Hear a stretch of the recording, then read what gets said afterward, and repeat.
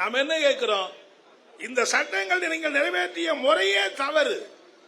முறையான அந்த சட்ட நெறிமுறைகள் பின்பற்றப்படவில்லை. எனவே முறையாக அதை நிறுத்தி வையுங்கள்.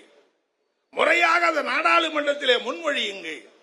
அதை பற்றி ஒரு விரிவான கலந்துரையாடலுக்கு பிறகு அதை நிறைவேற்றுவதா இல்லையா என்பதை முடிவு செய்ய வேண்டும் என்றுதான் இன்றைக்கு இந்த மகத்தான உண்ணாவிரத போராட்டத்தின் மூலம் நாம் இன்றைக்கு வற்புறுத்துகிறோம்.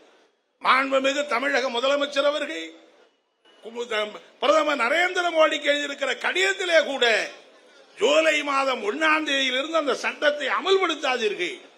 இது நாடு தழுவிய பிரச்சனையாக இருக்கிறது. பல வாத பிரதிவாதங்கள் இருக்கிறது. ஏற்கனவே மரியாதைக்குரிய யூனியன் முஸ்லிம்களுடைய தலைவர் சொன்னதை போல இந்த சட்டம் அமுலானால் ஜூலை மாதத்திற்கு முன்னால் என்ன நிலைமை, ஜூலை மாதத்துக்கு பின்னால் என்ன நிலைமை என்கிற பல குழப்பங்கள் இதற்குள்ளே வருகிறது. எனவே இதை நிறுத்தி வையுங்கள், உரிய விவாதத்தை செய்யுங்கள் என்று சொன்னால் பிரதமர் ஏன் கேட்க மறுக்கிறார்? ஏன் செவிமடுக்க மறுக்கிறார்?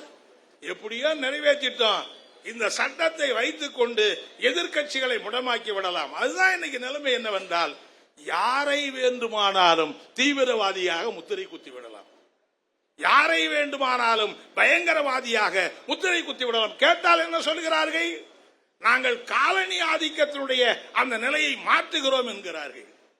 கலோனியலிசத்தினுடைய அந்த ட்ரெண்டை மாற்றி முழு சுதந்திரமாக நாட்டை ஆக்குவதற்கு என்கிறார்கள். அப்படியானால் நான் கேட்க விரும்புகிறேன், இந்த தேச துரோக பிரிவு என்பது நம்முடைய நாட்டுக்கு பொருந்தாது. 124A அது பொருந்தாது.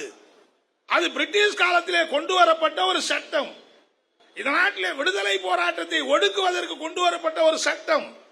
எனவே அதை ரத்து செய்யுங்கள் என்று சொல்லி அதை ஏற்றுக்கொண்டு ரத்து செய்யப்பட்டிருக்கிறது. எந்த உச்சநீதிமன்றம் சொன்னதோ, எந்த சட்டத்தை ரத்து செய்தார்களோ, அதை 124க்கு பதிலா வேறொரு பிரிவின் கீழே அதை விட கடுமையாக கொண்டு வந்திருக்கிறீர்களே, இது என்ன காலனியத்தை மறுக்கிற சட்டம்? இது என்ன ஜனநாயக உரிமையை பாதுகாக்கிற சட்டம்? எனவேதான் ஏராளமான விவரங்கள் இதற்குள்ளே இருக்கிறது. இப்படிப்பட்ட இந்த குற்றவியல் சட்டத்தை, சாட்சிய சட்டத்தை அல்லது குற்றவியல் நடைமுறை சட்டத்தை எடுத்தோம் கவிழ்த்தோம் என்று மாற்றுவது எண்ணற்ற குழப்பங்கள். இப்போ இது பாவம், நமக்கு ஒரு வாரின்னு வச்சுங்க, 1ஆம் தேதியிலிருந்து இந்த புதிய ஷரத்துப்படி போலீஸ் வழக்கு போடணும். ஒரு கொலை நடந்து போச்சுன்னு வைங்களேன், ஏற்கனவே இருக்கிற பிரிவில் அது 302 போடணும். ஒரு 100 வருஷமா 302 போட்ட போலீஸ்காரரு மறந்து போய் 302 FIR போட்டார்னு வைங்க, இப்ப புது சட்டத்துப்படி அது கொலை வழக்கு இல்லாம வேற வழக்கா மாறி போயிடும். அவருக்கு ஏதாவது உரிய பயிற்சி இருக்குதா? அவருக்கு ஏதாவது உரிய பயிற்சி கொடுத்திருக்கிறோமா?